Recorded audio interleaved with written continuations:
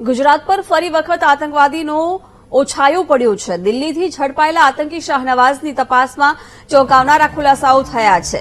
શાહનવાઝે કબૂલાત આપી કે તે અબુ સાલેમના કહેવાથી ગુજરાત સહિત દેશના અનેક સ્થળો પર રેકી કરવા માટે આવ્યો હતો। શાહનવાઝે ગુજરાતના અમદાવાદ, વડોદરા અને સુરતમાં પણ રેકી કરી હતી। ગુજરાતના મહાનગરોમાં બ્લાસ્ટ કરવાની તૈયારી કરવાની ફિરાકમાં હોવાનું કબૂલ કરતા ખળભળાટ મચ્યો છે। જેલમાં બંધ અબુ સાલેમ બ્લાસ્ટ માટે આતંકીઓને રેકી કરવા માટે મોકલી રહ્યો હોવાની માહિતી મળતા એજન્સીઓ પણ ચોંકી ગઈ છે।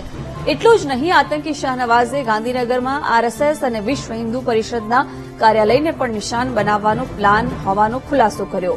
તપાસમાં સામે આવ્યું કે ગોધરા રમખાણોનો બદલો લેવા કાવતરું ઘડી રહ્યા હોવાનો ખુલાસો થયો।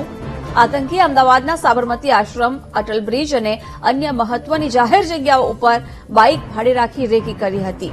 એટલું જ નહીં, અમદાવાદના મોટા નેતાઓના મકાનો, રેલવે સ્ટેશન સહિત વિસ્તારોની રેકી કરી। વડોદરા અને સુરતના પણ જાહેર સ્થળોની રેકી કરાયાની માહિતી સામે આવતા ખળભળાટ મચ્યો છે। ત્યારે શાહનવાઝના રેકીમાં અન્ય કોણ કોણ સંડોવાયેલા છે તેને લઈને પણ તપાસ હાથ ધરવામાં આવી છે। વિગતો સાથે સંવાદદાતા અનિતા જોડાઈ ચૂક્યા છે। અનિતા, અનેક એક બાદ એક ચોંકાવનારા ખુલાસાઓ થઈ રહ્યા છે, શું વિગતો આ મામલે મળી રહી છે? જી, ખાસ તો જે પ્રકારે આઈએસઆઈ આતંકી જે શાહનવાઝની ધરપકડ બાદ એનઆઈએ જયારે તપાસ કરી રહી છે તો ચોંકાવનારા ખુલાસા તેની પૂછપરછમાં સામે આવી રહ્યા છે।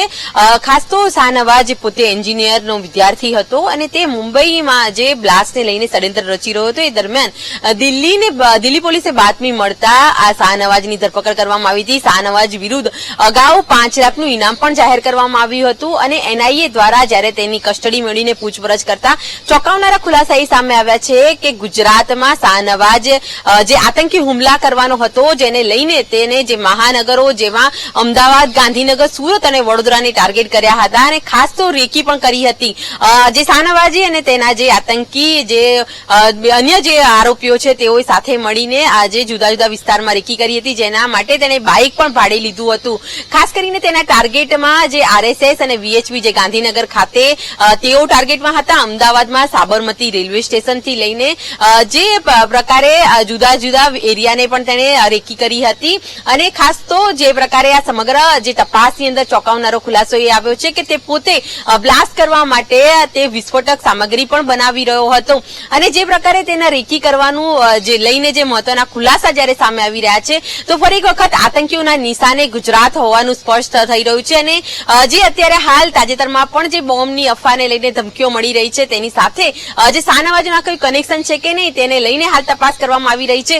જ્યારે એનઆઈએની તપાસમાં જ્યારે 4 શહેરો જ્યારે આઈએસઆઈએસના જે ટાર્ગેટમાં હતા, જેથી ગુજરાત એટીએસ દ્વારા પણ હાલ સમગ્ર મામલે તપાસ કરવામાં આવી રહી છે અને ફરી એક વખત શાહનવાઝની આ મુદ્દે પૂછપરછ પણ કરવામાં આવશે, કારણ કે અટલ બિહારી અને સાબરમતી આશ્રમ પણ ટાર્ગેટમાં છે।